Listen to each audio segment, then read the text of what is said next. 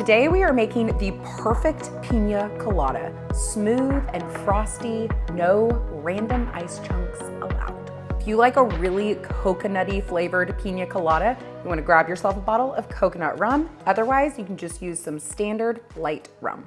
8 ounces of rum, gonna measure that out. This will make a total of 4 Pina Coladas. We're gonna add this straight to the blender. Now we're gonna add 4 ounces of pineapple, also going into the blender. The next ingredient and an essential ingredient in a pina colada is cream of coconut. Be sure not to confuse this with coconut cream or coconut milk. Cream of coconut is sweetened and it has a thick syrupy type consistency, very similar to sweetened condensed milk. Gonna measure out 4 ounces.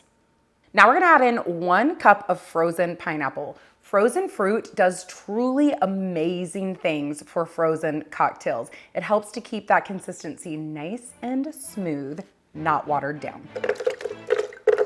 And last, you're gonna top it off with about 5 cups of ice.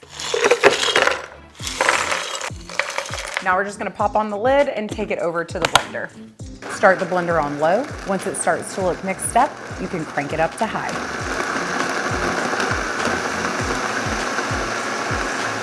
Promised you perfectly frosty pina coladas, and we're about to deliver.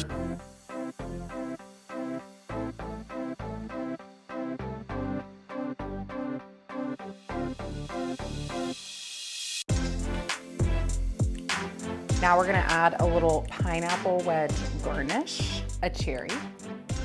And if you wanna be real fancy, a little pineapple leaf, just grab your scissors and snip away. And it's pretty much vacation in a glass.